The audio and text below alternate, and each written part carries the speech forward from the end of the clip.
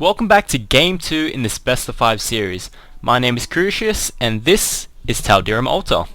In the top left we have our purple Zerg, OneHand, versus our Digimon and Pokemon Archon, Brockemon, spawning as our blue Terran in the bottom left.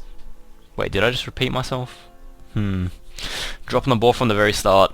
This is going to be a fun cast. Now, like I said, the map is Tal'Darim Altar, so this is going to be a GSL map, and like I've said before, being a GSL map, it is going to be favouring macro play quite a bit. So we're probably going to be seeing both players going for a macro game, trying to probably look to get an early expand, but we do see Brockemon just walling in this small choke. We will probably see him wall off this larger choke at his natural with 4 barracks, which he has done before against a Zerg. He probably is going to be looking to get some early Hellions, which he also does like to do, but he could just try to go with his main Biobore since he is going 4 racks relatively early.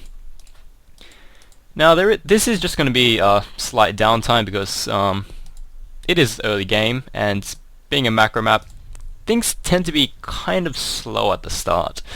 So both players will just try to get their economy up, not really focus too much on offensive units. Now we do see Brockemon scouting to the right, so he is going to be finding OneHand's base at the very end. We also see OneHand sending his Overlord to the right position as well. So he is going to, well, both players aren't going to really find out where each other is all too soon. OneHand is sending his drone scout into the bottom position, so he is going to be the very first person to find out where his opponent is. Now OneHand is throwing down an Expo. This is actually pretty fast, but again, being a large map, you can actually expand pretty early and pretty safely as a Zerg. And you really do want to try to get ahead one base of a Terran because the mules actually give him quite a lot of economy. If you're on equal bases against a Terran as a Zerg, you're actually going to fall pretty far behind in the economy pretty quickly, especially if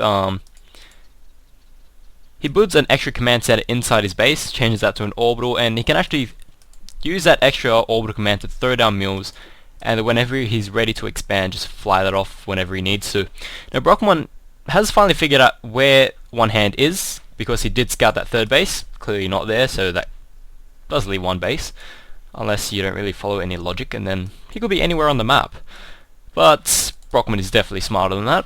He is probably looking to get out his own expansion pretty quickly. Probably going to throw it down once he gets enough minerals, which he does, and that does go down.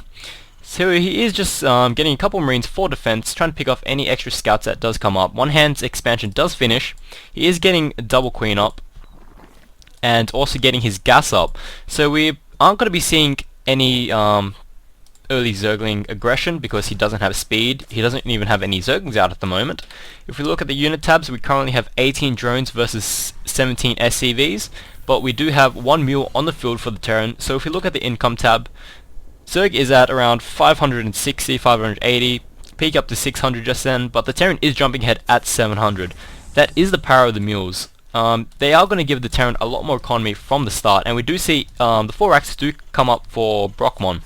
So he does wall off the natural. That is going to prevent any more aggression coming to his base, and it's also going to give him a secure wall off so he can start taking up. Now we do have both queens on the field for the for OneHand. Sorry, that'd be kind of OP if the Terran had queens, to be honest. We don't have the second gas for the Zerg. Definitely dropped on the board today. Damn. We do see Zergling speed coming up for the Zerg, so that is just going to help get some map control. It is going to help scouting quite a bit, and it's going to help pick off basically any small Marine pushes that do decide to push off across the map. Now things are still going to be quite slow.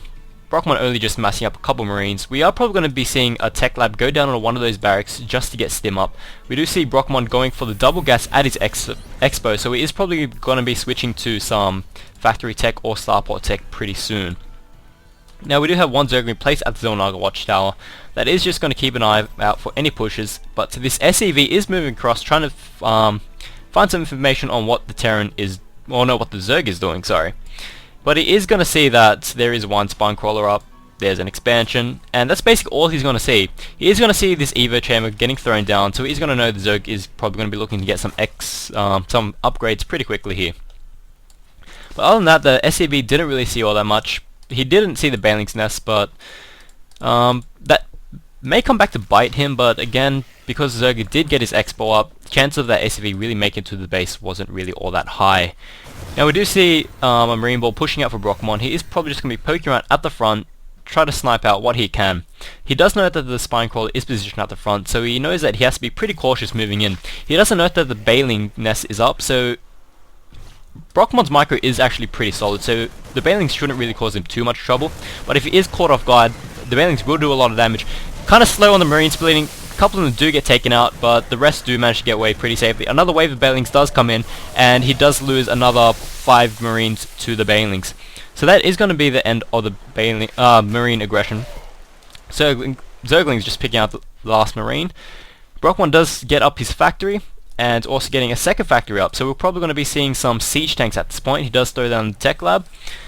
So we are going to be seeing some siege tanks. We're probably not going to be seeing that much of a Hellion play, because Brockemon does tend to favor Hellions, but only at the start of the game, since they can do a lot of damage, and since they can basically get a lot more early map control. But with this later of the game, where Roach is a possibility, Zerglings already have speed, it's not really going to do all that much. Now we do see the tech lab getting thrown up on the barracks, so that is probably going to be researching Stim pretty soon here.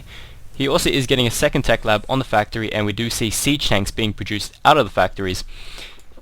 Zerg is getting melee attack grade level 1. He is also breaking down the rocks at his third, so Zerg is probably looking to expand pretty soon here, since you don't want to remain on equal bases with a Terran for very long. He is also getting an extra 2 gases up at his natural. Also picked up the second gas at his main, so he's probably looking to tech up pretty quickly here. And he is getting his lair up, so we probably are going to be seeing either some Roach play, or he's probably going to go straight for his Spire. If we look at Zerg's vision, not Terran's vision, he doesn't know that the second factory is up. He does know that the first one is up, but so at the moment Zerg is probably assuming that he is going for some bio play, but what he doesn't know is there are actually a couple of siege tanks on the field. Siege mode is finished, so that is actually going to prevent some early aggression. Well, not really early aggression, but it is going to prevent the aggression from the Zerg.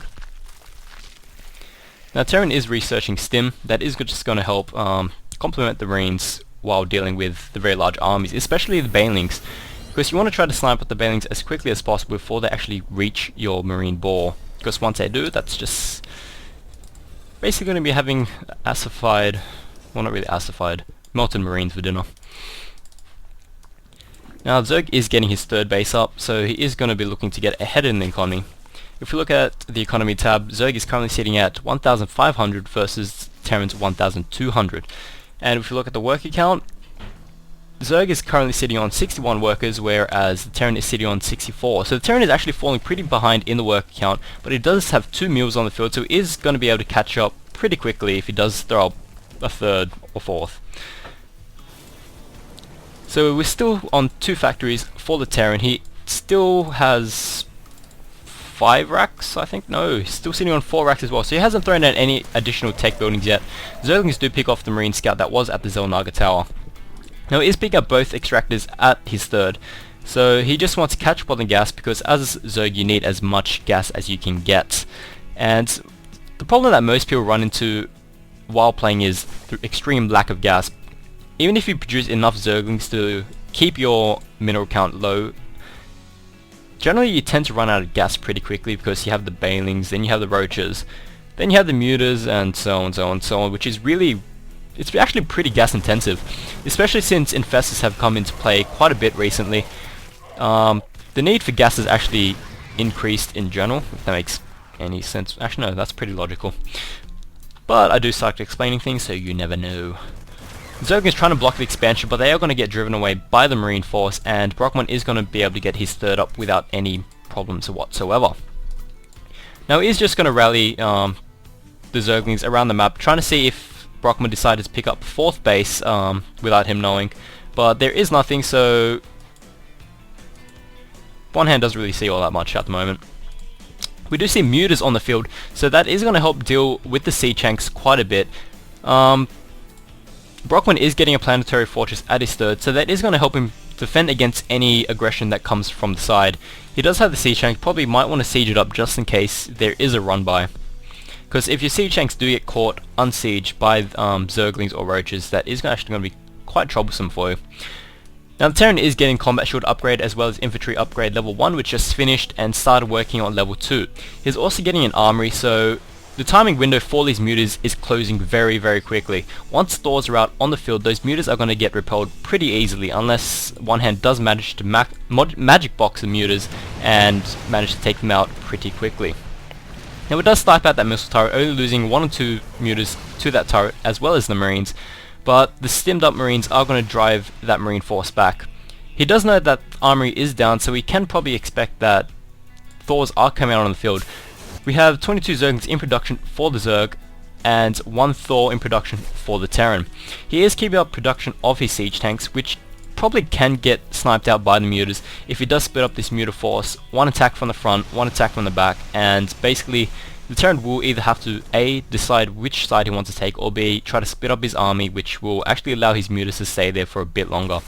Now he does have a significant number of Zerglings. He does have a small handful of Banelings, so he's probably going to be looking to get a lot more Banelings to deal with the infantry as well as the siege tanks. Because mutas are actually quite expensive, you can't really mass that large number of mutas that quickly. So you actually want to reduce the number of units on the field by the Terrans the most cost efficient way as possible. And in this case, Banelings actually do the job quite well because the Marines do tend to clump up. You do tend to have your siege tanks sieged up right next to each other, especially if you tend to panic. So if you see a group of Zerglings running towards you, you're going to just more or less hit your hotkey, siege them all up, and not really pay all that much attention to your positioning. Although this does vary from player to player. Some people tend to spread their siege tanks out across different hotkeys just in case this does happen. Now we do see the muta harassment not really being all that effective at the moment. He's able to pick off things here and there. He's going to pick off that... Actually no, he just flies straight over the marine. That marine's actually pretty lucky. Or not, he just gets slaughtered.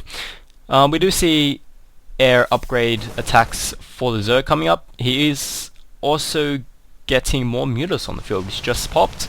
The Terran is getting vehicle armor as well as vehicle weapons. So those are going to help beef up the Thors, it's going to help beef up the siege tanks, and that Thor aggression is... that muta aggression is actually going to be driven away pretty quickly here. He may try to snipe off 1 or 2 siege tanks. He does manage to take down 1, but the stemmed up marines are going to drive that muta force away pretty quickly. Now we do see a large number of Zerglings on the field as well as reinforcement for the mutas. So OneHand not really opting to get that many Banelings at the moment, but probably will in the near future. He is saturated at his 3rd. He is almost spined out at his main, only 10 minerals remaining. And he doesn't have any minerals up at his 4th. So he is probably going to split up his drones to get that saturated, sending them over right now. And as he does, the Terran is pushing across the map. With this large number of siege tanks, this significant number of marines and these Thors, they are going to be able to pretty much clean up the Zerg's army if he gets caught out of position, but the mutas do spot it just in time, so he is going to be able to get his units in position. He does have 21 Banelings being morphed at the moment, and the Terran does scan and see that, so he is going to be pretty cautious with his bio armies right now. And like I said, most people actually tend to siege up their siege tanks just in one large group. So if he does run the Banelings in here, he might be able to get a flank and basically do a lot of damage to those siege tanks.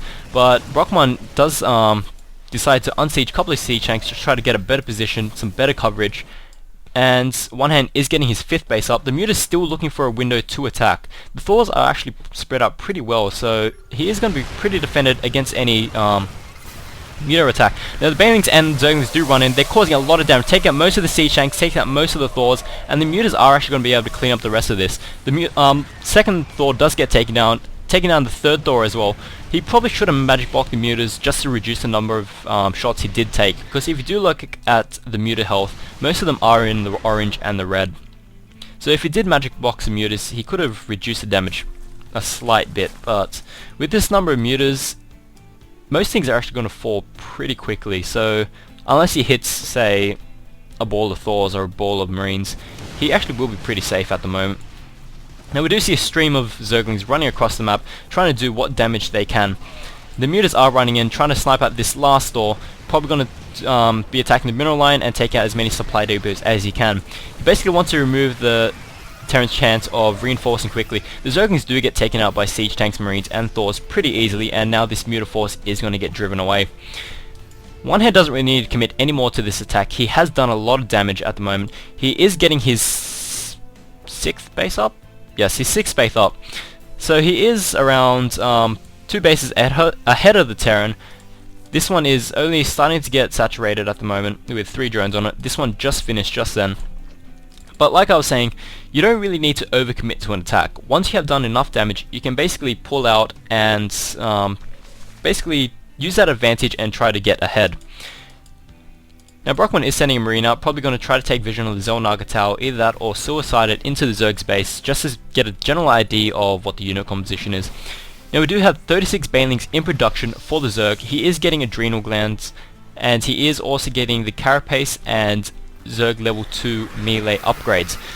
The Terran is getting level 3 weaponry, infantry armor as well as level 2 vehicle armor. He is getting a starport up, so he is probably going to be looking to finally get some medevacs to complement his marine army. Either that or he's probably going to go for some Banshees or some Vikings, try to do some economic damage while the Zerg is out of position. But Zerg is actually pretty mobile at the moment. He does have mutas, he does have Lings and Banelings which can move across the map pretty quickly, compared to the Terran's army which is primarily mech, which is pretty slow. He is going to be able to respond to any threats inside his base very quickly. Now we do see the mutas running back in, trying to do what damage he can. He probably should snipe at this armory to basically stop the Terran from massing up any more Thors, and he does target that down, so the Thor production is going to stop for the Terran for the time being. And it is going to get driven out of there by the Thors and the Marines. And we do see a lot of Banelings on the field at the moment. If we go to the unit tab, we do have 55 Banelings on the field, 26 mutas, 49 Zerglings and 76 workers for the Terran. Now the muta harass has actually been pretty successful. He has taken out a lot of supply depots. The Terran is actually supply blocked at the moment, sitting on 154 supply out of 140 supply. So he's going to need to build a couple supply depots to catch up, which is going to delay his army production by quite a bit. If you look at the supply differential, Zerg is actually seen on 186 at the moment, so a pretty commanding lead, but that lead is mainly in the workers. The Terran is sitting on 45 workers with the Zerg sitting on 76, so he does have quite a lead there, and the Terran actually not using mules all that effectively at the moment. So if we go back to our production tab, this is basically the exact same as before. Terran does have his armory back up, so he is going to be able to get a couple more Thors out. He is keeping up on marine and siege tank production. So Terran is going to be sticking with this. He hasn't really gotten any units out of his starport yet. And if we go back to the income tab, Zerg's actually shooting ahead at 1,700 minerals per minute compared to the Zerg, which is just dipping under 1,000 at the moment. So the Terran is actually falling behind pretty quickly here. A group of Marines does run into his third base, which is undefended at the moment except for one Spine Crawler and a Queen. The Queen does get sniped out and most of these Zerglings will fall. Now we do see a stream of units running across the field, and damn, that is a lot of Banelings. We have 83 Banelings on the field, and that's basically going from one side of my screen to the other. And that is a beautiful, beautiful sight. So we do have a ton of Banelings on the field. We do have a significant number of mutas versus a significant number of Marines, Thors and Siege Tanks. So if both these armies kind of clashed at the moment, Zerg will maybe come ahead depending on how well he actually manages to split up these Banelings to avoid the Siege Tank splash damage. Now Zerg is actually moving across the map, so we will have to see what damage he can do. He can probably even throw up a 7th base at the moment while he's attacking, just because the Terran is going to be quite distracted at the moment. The Thor's actually taking a couple of hits from the the mutas take a couple of hits from the Thors, and the Siege Tanks do manage to take out some of those Banelings. But the Zerg is pushing back in, so he does run in with the Banelings. The tanks are unsieged. The Banelings try to get us around, and most of them take out... Damn, all those Thors actually fell to the Banelings. And now you know what happens when 83 Banelings meets a Terran army. Basically everything falls. So the Terran is actually in quite a bit of trouble. The Thors, the mutas are in the production facility at the moment, so he's going to snipe out all the key buildings. He's going to take out the tech labs. He's going to be taking out the factories as well. So Terran is actually probably out of this game at the moment. The mutas are going to be wreaking havoc in his base. Zerg does have 10 ultras on the way as well, so unless Terran can throw more, drop the ball again. If the Terran can get up enough siege tanks, which at the moment is looking pretty impossible, he isn't going to be able to deal with the siege tanks. Damn, I'm failing. The Terran isn't going to be able to deal with the ultras, sorry. Now the mutas do continue to be quite aggressive. They do continue to snipe at the add-ons for the facilities, so that is going to be hampering his reinforcements quite a bit at the moment. If we look at the Terran's income, he is still behind by quite a bit. Zerg is sitting on 2,000 minerals per minute, Terran is sitting on 1,500. Now we do see the ultras slowly making their way across the field. At the moment, Zerg is supply capped at 200. Terran is only at 94 out of 196. So the Terran is actually in quite a bad position. The mutas are trying to do some harassment at the fourth, but they are going to get driven away by the missile turrets. We do see Zerg complementing the army, and the mutas are just going to be hanging around waiting for the ultras to push out. Now the vehicle armor upgrade level 2 just finished for the Terran, so that is going to help him survive a little bit against the ultras, but at the moment the Terran is in quite a lot of trouble at the moment. He does throw in a couple of bailings just for the fun of it. He is also getting melee attack level upgrade level 3, and he also is getting carapace upgrade level 3 as well. Now the ultras are pushing in with the significant number of Zerglings. So Zerglings are going to take most of the siege tank splash damage, and the ultras are going to be starting to wreak a lot of havoc on the Terran's base. And the Terran is actually in quite a bit of trouble, and Brockemon does GG out of game 2. So that is the power of the Zerg army. Basically wiping the floor with 83 bailings, reinforcing into ultras after that supply has been cleared up, and basically wreaking havoc through the Terran's base. Now this has been Crucius for IntoStarCraft and USyd New South Starsock, with a cast full of tons and tons of fail, but 83 bailings does make up for that, I think. Yeah. This has been game 2, so we will be moving straight on to game 3. Both players currently sitting on 1-all, so this could be anyone's set at the moment, so we will just have to see what happens in the future matches. So I'll see you guys next time.